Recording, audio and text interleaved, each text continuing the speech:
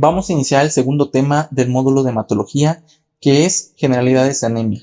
Un tema que es de vital importancia, ya que está en el examen nacional de residencias muy preguntado. De hecho, es el más amplio preguntado. No va a faltar que pregunten algo relacionado con las anemias. Entonces, vamos a hablar un poco de generalidades de las anemias. Inicialmente, como en todo tema, necesitamos conocer cuál es la definición de una anemia o de anemia, la cual se refiere al descenso de la masa eritrocitaria de un individuo. También se puede definir como aquella condición en la que el número de los glóbulos rojos o su capacidad de transportar oxígeno es insuficiente para cubrir nuestras necesidades fisiológicas diarias. Esto va a depender y va a variar en función de la edad, del sexo, de la altura del sitio en el que habitamos y otras circunstancias, principalmente comorbilidades. Actualmente, de acuerdo a la Organización Mundial de la Salud, se estima que hasta el 30% de la población mundial presenta algún tipo de anemia. Es importante conocer cómo se define en función de los niveles de hemoglobina, el recuento eritrocitario y del hematocrito. Esto también es establecido por la Organización Mundial de la Salud, de acuerdo a hombres y mujeres, teniendo que mujeres se define anemia aquel nivel de hemoglobina o concentración de hemoglobina menor a 12 gramos por decilitro, mientras que para varones es menor a 13 gramos por decilitro. En cuanto al recuento eritrocitario, para mujeres se establece anemia con un recuento menor de 3.8 por 10 a la 12 por litro, lo cual significa menos de 3.800.000 eritrocitos por microlitro. Y para hombres es menor a 4.5 por 10 a la 12 por litro. De otra forma, también se puede establecer anemia a menos de 4.500.000 eritrocitos en el caso del sexo masculino. Para el hematocrito, en mujeres se define anemia como menos del 35% y para varones como menos del 40%. Dentro de la etiopatogenia de la anemia existen diferentes mecanismos, los cuales no son mutuamente excluyentes, que permiten al individuo llegar a un estado de anemia. Son fundamentalmente tres. El primero es la pérdida sanguínea derivada por el sangrado catamenial en mujeres, derivado por una hemorragia de aparato digestivo, por un evento de politraumatismo, entre otros. Disminución de eritropoyesis, esto principalmente dado en aquellos pacientes portadores de enfermedad renal crónica o también en aquellos pacientes con una patología hematológica primaria, es decir, una patología propia de la médula ósea. Y el tercer mecanismo patogénico de la anemia también puede ser exceso de destrucción. Esto principalmente se ve en aquellas anemias hemolíticas. Las manifestaciones clínicas de la anemia combinan dos mecanismos fisiopatológicos principales, lo que es la hipoxia tisular y aquellos mecanismos compensatorios que desarrolla el cuerpo para poder adaptarse a las nuevas cifras de hemoglobina. Es importante saber que las manifestaciones clínicas relacionadas a la anemia, la gravedad y rapidez con las que se instauren van directamente relacionadas con dos factores fundamentales, lo que es la rapidez de descenso de la concentración de hemoglobina y la profundidad del descenso. Valga un ejemplo, no es lo mismo un paciente que presenta 8 gramos de hemoglobina y que le conllevó tener esta cifra en aproximadamente un año, a aquel paciente igual con 8 gramos de hemoglobina, pero que en 2 semanas llegó a este nivel. La sintomatología va a ser muy diferente porque el tiempo en uno es más corto, lo cual no le permitió desarrollar esos mecanismos compensatorios, por lo cual aquel paciente en el que desarrolló anemia en menor tiempo va a ser un paciente más sintomático. Los grados de anemia hay que recordarlos, esto lo vimos en el primer tema de este módulo, va a depender de acuerdo a los diferentes grupos poblacionales en función de la edad y del género. Vamos a recordar solamente el parámetro, o mejor dicho, el umbral para diagnosticar anemia en las distintas poblaciones. Para los niños de 6 a 59 meses, es decir, niños de 6 meses a menos de 5 años, la anemia se diagnostica con menos de 11 gramos por decilitro. Para aquellos niños de 5 años a 11, se va a diagnosticar anemia con menos de 11.5 gramos por decilitro. Para los niños de 12 a 14 años, con menos de 12 gramos por decilitro. Para mujeres no embarazadas, con menos de 12 gramos por decilitro. Para mujeres embarazadas, 11 gramos por decilitro. Y para hombres de 15 años o mayores, con 13 gramos por decilitro. A su vez, ya habíamos mencionado también que se pueden establecer diferentes tipos de anemia en función de su profundidad, como leve, moderada y grave. Es importante recordar los grados de anemia y los valores corte para poder diagnosticar de acuerdo a cada caso clínico que presentemos.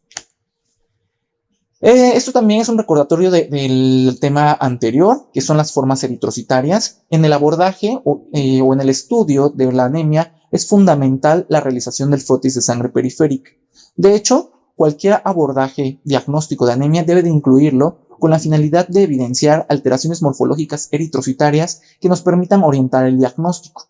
Tenemos las diferentes formas, no voy a ahondar mucho porque esto ya lo revisamos en el primer tema, pero tenemos a los esferocitos que generalmente son propios de la esferocitosis hereditaria y de la anemia hemolítica inmune, la eliptocitosis presente en eliptocitosis hereditaria, los dacreocitos o células en lágrimas que son propios de la mielofibrosis, pero también se observan en deficiencias de hierro graves, en anemias megaloblásticas, talasemias o síndromes mielodisplásicos, los esquistocitos que comentaba, aquí hay, la marqué el de abajo, pero es el de arriba, los esquistocitos que son alteraciones eritrocitarias que denotan gravedad cuando se encuentran en presencia de una anemia de características hemolíticas y trombocitopenia, lo cual puede traducir púrpura trombótica trombocitopénica, los equinocitos que generalmente se presentan en pacientes con enfermedad renal, los acantocitos que son propios de la anemia de células espurias o de las abetalipoproteinemias, o también en aquellos pacientes que han sido esplenectomizados,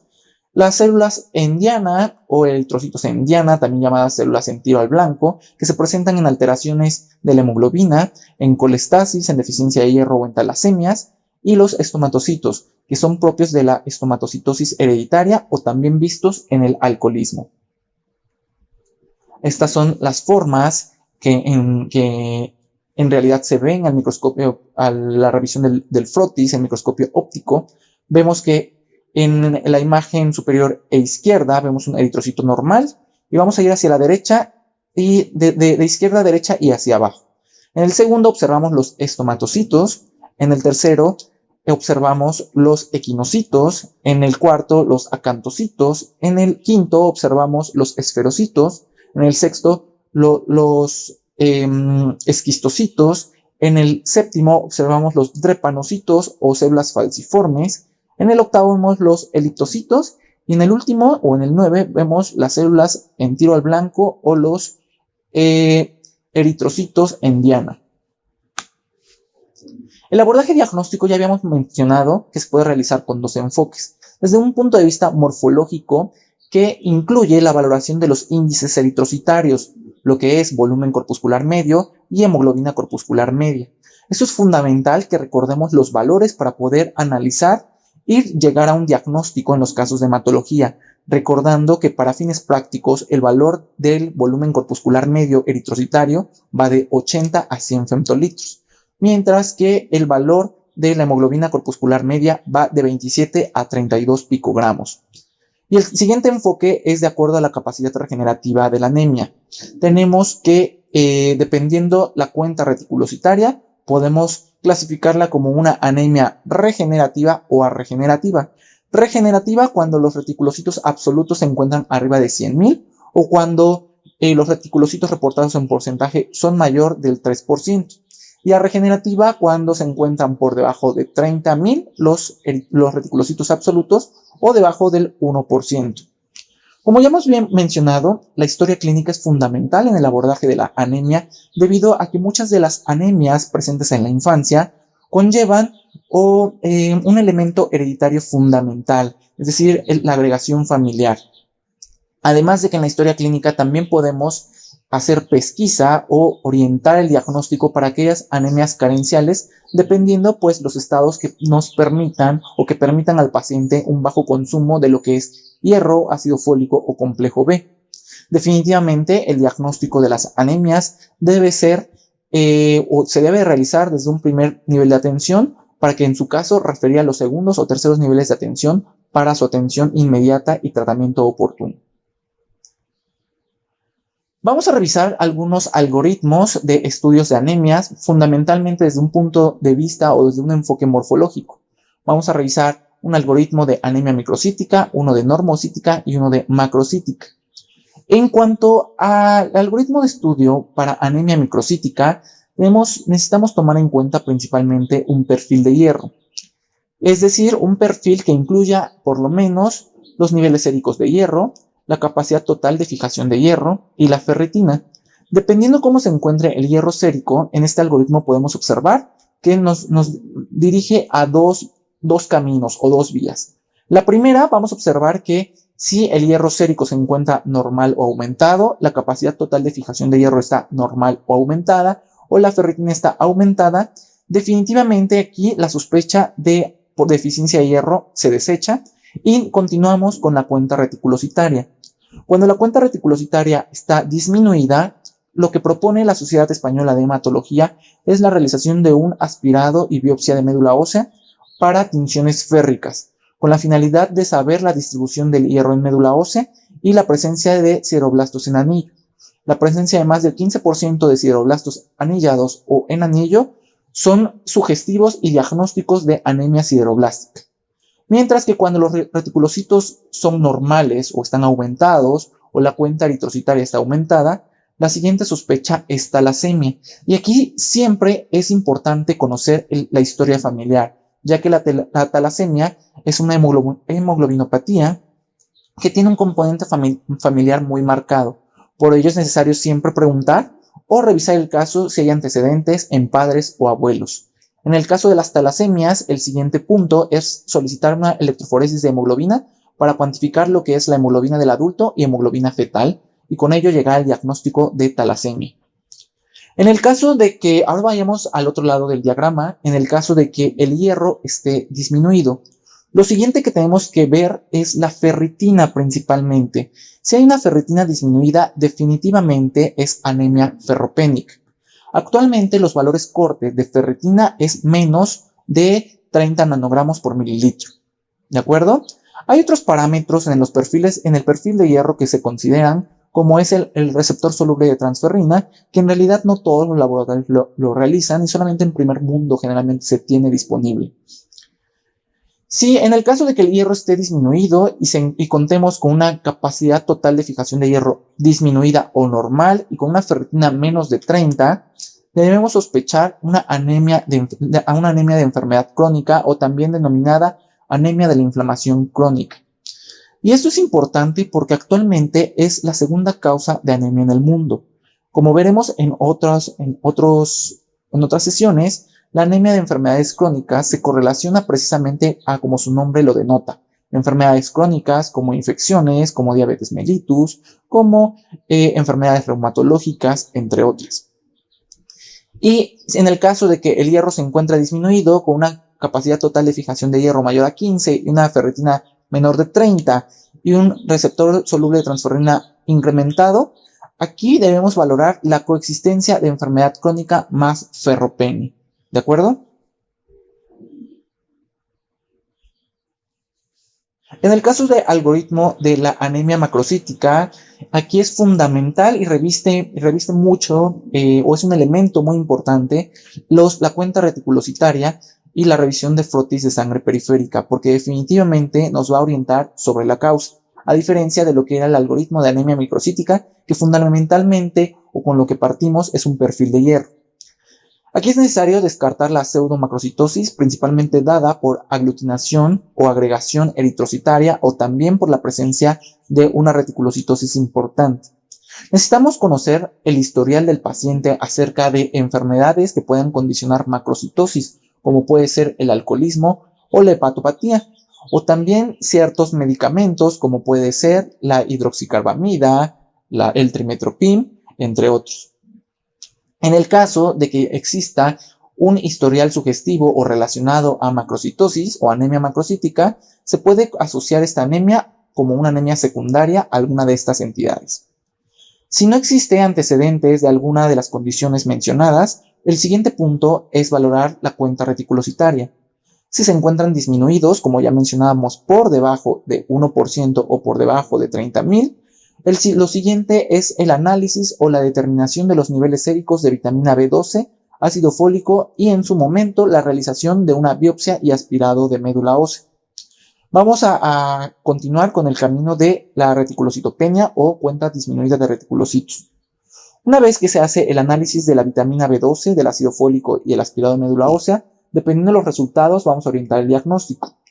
Si la vitamina B12 se encuentra disminuida junto con el ácido fólico y en la médula ósea observamos megaloblastosis, el diagnóstico es de anemia megaloblástica. Pero aquí va a depender de cuál de las vitaminas es la que se encuentra disminuida.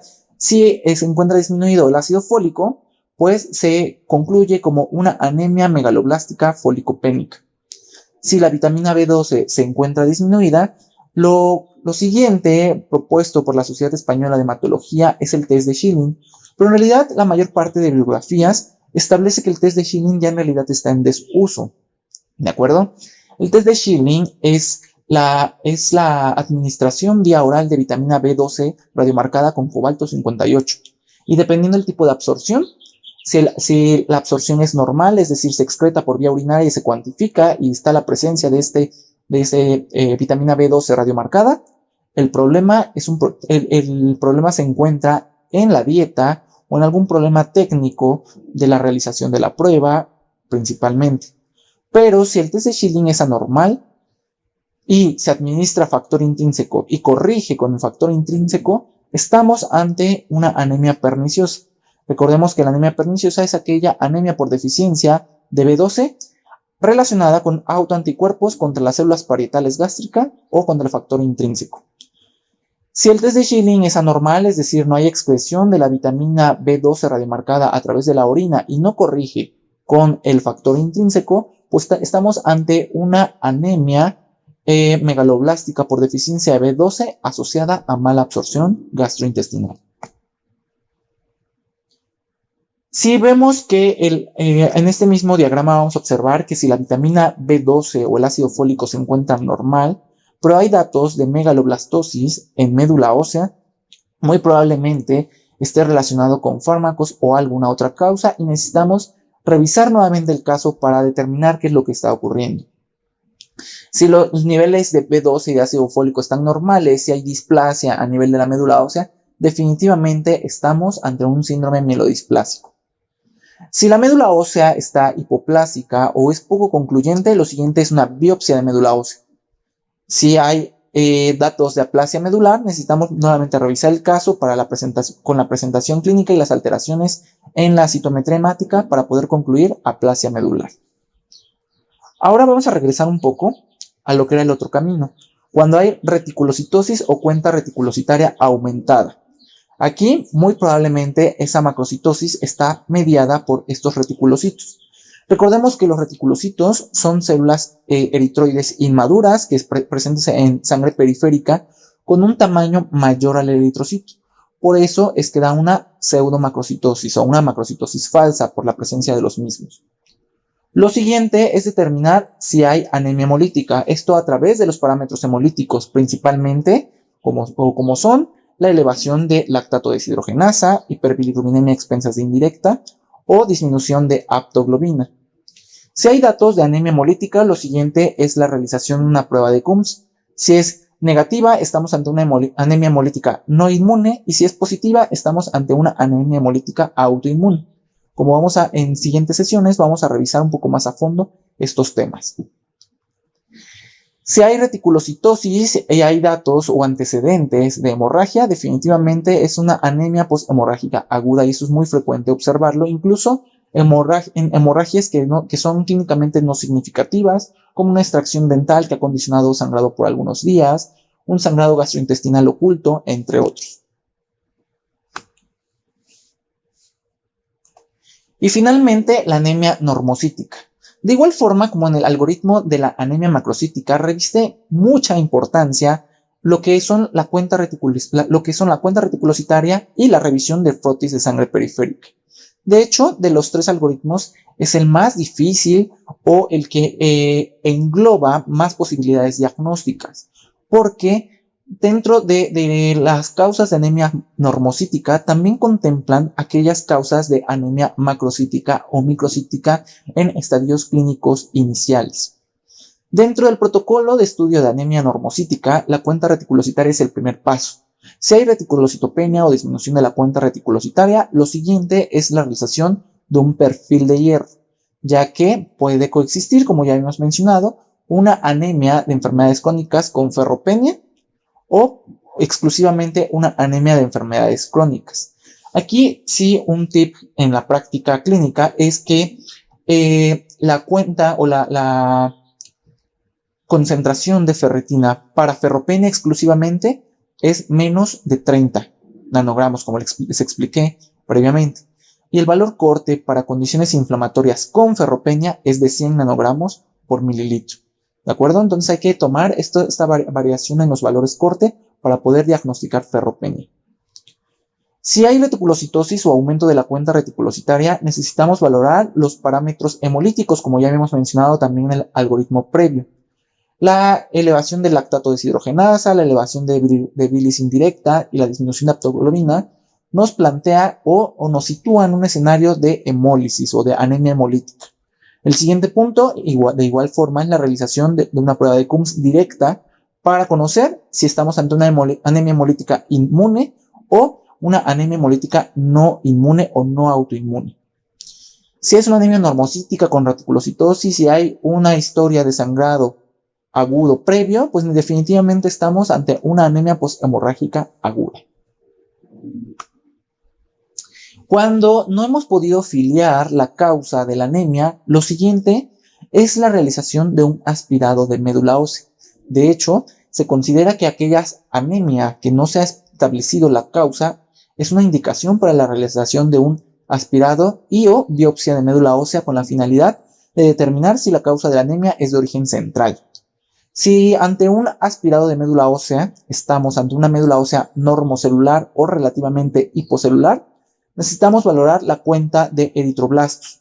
Si no nos queda clara la cuenta de eritroblastos o si hay eritroblastopenia, necesitamos revisar si estamos ante un caso de una aplasia de serie roja. Si el aspirado de médula ósea nos muestra una médula ósea pobre, lo siguiente es la realización de una biopsia de médula ósea. La diferencia entre un aspirado y una biopsia de médula ósea es que en el aspirado de médula ósea tomamos sangre medular, se extiende en los portaobjetos y se revisa las características celulares de la sangre medular. Mientras que en la biopsia de médula ósea se toma un fragmento o un cilindro óseo con la finalidad de que el patólogo determine la estructura de la médula ósea y vea si hay disminución de su celularidad, si está infiltrada por algún otro tipo celular o ver qué es lo que está ocurriendo. Si en la biopsia de médula ósea hay hipocelularidad, estamos ante un caso de aplasia. También vamos a revisar este tema en próximas sesiones. Si en la biopsia de médula ósea hay datos de infiltración por otro tipo de células, probablemente estamos ante una mieloptisis o una invasión de médula ósea por algún otro tipo de neoplasia.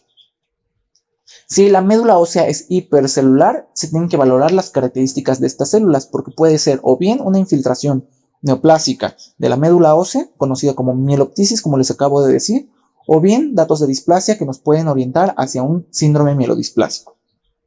Entonces, definitivamente, el abordaje diagnóstico de la anemia debe partir desde el punto de vista clínico inicialmente, pero por los índices eritrocitarios consecutivamente para llegar al diagnóstico etiológico. Vamos a revisar un tema muy importante y muy preguntado en el examen nacional de residencias, que es la esferocitosis hereditaria o también antiguamente llamada enfermedad de Minkowski-Chauffard. ¿Cómo se define la esferocitosis hereditaria? Esta entidad se define como las alteraciones de la membrana, como enfermedades hereditarias por mutaciones en las proteínas del esqueleto de la membrana eritrocitaria. Esta, a su vez, pertenece a las alteraciones de la membrana o también denominada membranopatías. ¿De acuerdo? Pero ¿qué va a generar estas alteraciones en la estructura de la membrana? Esta alteraciones en la deformación eritrocitaria por alteraciones en su estructura condiciona disminución de la capacidad de deformación del propio eritrocito, lo cual genera un acortamiento en su vida media, que aproximadamente o normalmente es de 120 días, lo cual genera a su vez la remoción prematura de la circulación periférica. La esferocitosis hereditaria es en realidad un grupo heterogéneo de anemias hemolíticas que se va a caracterizar por la presencia de eritrocitos con forma esférica en frotis de sangre periférica. Pero mucho ojo, la esferocitosis hereditaria no es la única entidad que puede condicionar los esferocitos en sangre periférica. Si ustedes recordarán, la anemia hemolítica autoinmune, que es una condición adquirida, también puede evidenciar esferocitos en sangre periférica. Desde el punto de vista epidemiológico, la esferocitosis hereditaria representa la anemia hemolítica más frecuente a nivel mundial y tiene una prevalencia de 1 en 2.000 a 5.000 habitantes, principalmente provenientes del norte de Europa. Sin embargo, actualmente se sabe que esta prevalencia puede ser un poco más alta debido a que muchas veces son infradiagnosticados los casos leves de esferocitosis hereditaria. La forma autosómica dominante es la más frecuente y representa aproximadamente el 75% de los casos, siendo un 25% dado por mutaciones espontáneas. En cuanto a la etiopatogenia de esferocitosis hereditaria, esta se fundamenta en alteraciones de la membrana, como acabamos de mencionar. Recordemos que la membrana eritrocitaria es como una membrana biológica normal, es decir, es una bicapa lipídica que tiene proteínas que le permiten o le dan soporte a esa estructura. En el caso del eritrocito, estas proteínas son principalmente el esqueleto o denominado esqueleto, que está dado principalmente por las cadenas de espectrina, tanto alfa como beta. Estas cadenas de alfa y beta espectrina se anclan a su vez en proteínas de unión como la anquirina. Y esa anquirina a su vez se une a proteínas transmembrana, principalmente lo que es la banda 3 y la glucoforina. Entonces esa estructura de proteínas y de bicapa lipídica le dan ese soporte al eritrocito, lo cual le va a permitir viajar por todo el torrente sanguíneo y conforme este se va estrechando, le va a condicionar esa capacidad de flexibilidad o de deformabilidad para que pueda cruzar todos los vasos capilares. Cuando hay alteración o deficiencia de alguna de estas membranas, condiciona ruptura y menor vida del eritrocito. En realidad, las deficiencias o alteraciones de las proteínas de la membrana eritrocitaria son muy heterogéneas y va a depender de cada país o de cada población que se estudie. En México actualmente se sabe que la principal alteración está dada en la espectrina alfa y beta, correspondiendo hasta el 16% de casos de esferocitosis hereditaria, seguido por proteína banda 3 en el 10% y de anquirina en el 6%. En el mundo, la deficiencia más frecuente o la alteración más frecuente es la anquirina. En Estados Unidos y Europa, hasta el 65% de casos de esferocitosis hereditaria corresponden a una deficiencia de esta proteína, seguida de forma muy igual entre lo que es la deficiencia o alteraciones de banda 3 y de espectrina, que van de un 20 a un 35% de casos. En cuanto a las manifestaciones clínicas, definitivamente va a tener una presentación de una anemia hemolítica, lo cual traduce un síndrome hemolítico crónico de intensidad variable. Esto va a depender de muchas cosas, principalmente del tipo de proteína afectado, de los niveles de hemoglobina que tenga, si se asocia a alguna otra alteración eritrocitaria, o en su caso, si se presenta en el contexto de una infección activa. La mayor parte de esferocitosis hereditaria son casos leves que reportan anemias de un grado leve moderado. Al ser un síndrome hemolítico crónico, condiciona cierto grado de ictericia. También va a ser una ictericia variable, desde una ictericia poco visible hasta una ictericia marcada. Y debido a que la destrucción eritrocitaria se da principalmente al nivel del sistema retículo endotelial esplénico, va a haber esplenomegalia en la mayor parte de pacientes. Esta hemólisis crónica va a condicionar a su vez la formación de cálculos pardos, lo que genera litiasis biliar que se puede presentar desde la infancia, en la adolescencia o incluso a edades muy tempranas de la adultez. En cuanto a las alteraciones en los estudios de laboratorio, como ya les mencioné, es una anemia de diverso grado. Generalmente va a presentarse con un volumen corpuscular medio disminuido, esto debido a que son esferocitos, es decir, ya perdieron parte de su membrana y se convirtieron en esferocitos, que son eritrocitos mucho más pequeños.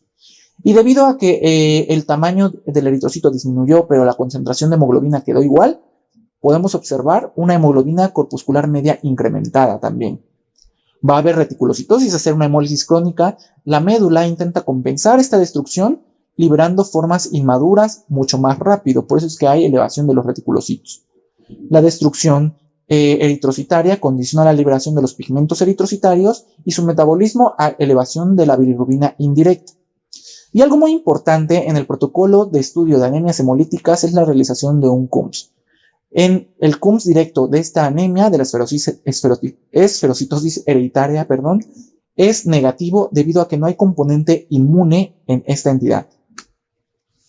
En cuanto a la revisión del frotis de sangre periférica, la esferocitosis va a ser variable, esto va a ser del grado de anemia que tenga el paciente, pero podemos ver diferentes alteraciones. Definitivamente, los esferocitos va a ser la alteración eritrocitaria más frecuente, como lo podemos ver en las cabezas de flecha de la imagen.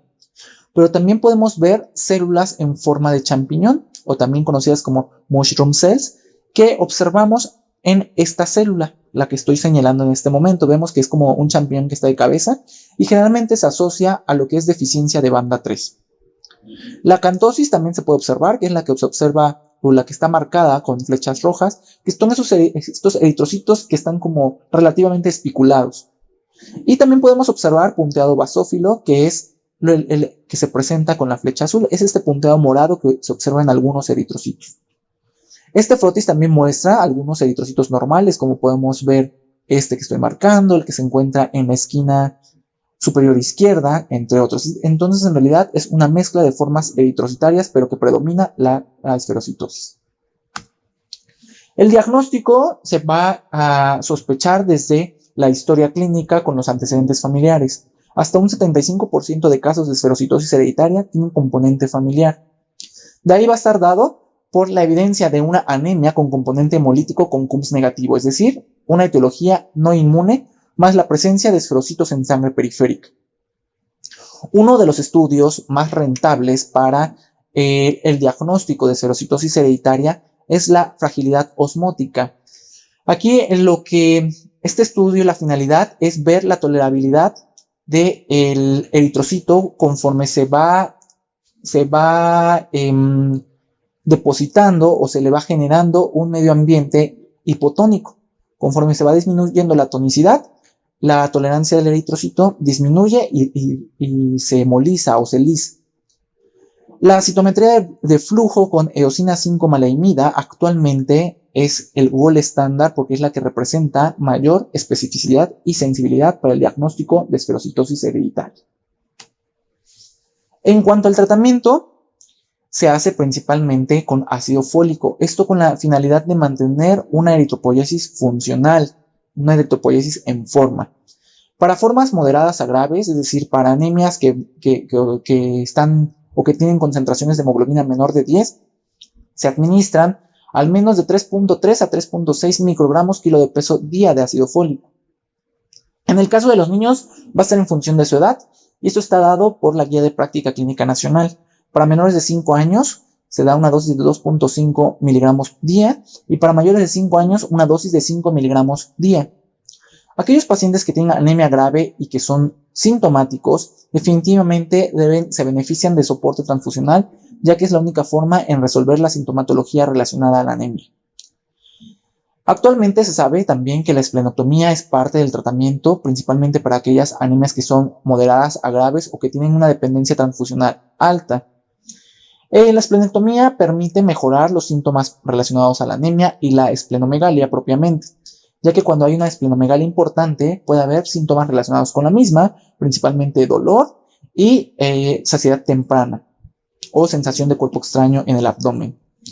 En niños también se utiliza para revertir la falla del crecimiento, ya que es una de las causas, este tipo de anemia, de que el niño no esté creciendo adecuadamente.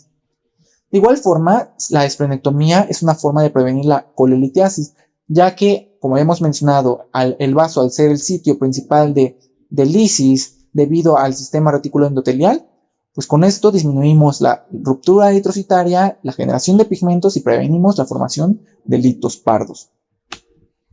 En el caso de esplenectomía, actualmente las recomendaciones internacionales es que se realice para aquellos pacientes que son mayores de 6 años y se recomienda que se haga una colecistectomía concomitante en aquellos casos con litiasis sintomática, ¿de acuerdo? Pueden presentar trombocitos. Esto es importante porque eso es muy frecuente y no solamente en la esplenectomía en pacientes con esferocitosis hereditaria, sino en cualquier causa de esplenectomías genera trombocitosis, incluso trombocitosis que son significativas con tendencia hasta el 1.000.000 de plaquetas por microlitro. Es importante las vacunas contra bacterias encapsuladas al menos 2 semanas antes de la realización del procedimiento quirúrgico con la finalidad de disminuir el riesgo de infección o de sepsis por estos, principalmente lo que es el meningococo y el neumococo. Y la profilaxis bacteriana actualmente es controversial porque en la guía de práctica clínica aún establece al menos 6 meses de profilaxis antibacteriana dirigida contra las bacterias encapsuladas. Sin embargo, las guías internacionales actualmente no recomiendan la profilaxis antibacteriana, ya que no disminuimos la mortalidad ni las infecciones en realidad por estos microorganismos. Y algo muy importante, que en pacientes esplenectomizados, al primer signo de fiebre, es necesario que se atiendan en medio hospitalario para disminuir las complicaciones relacionadas con las infecciones derivadas por lo ya mencionado.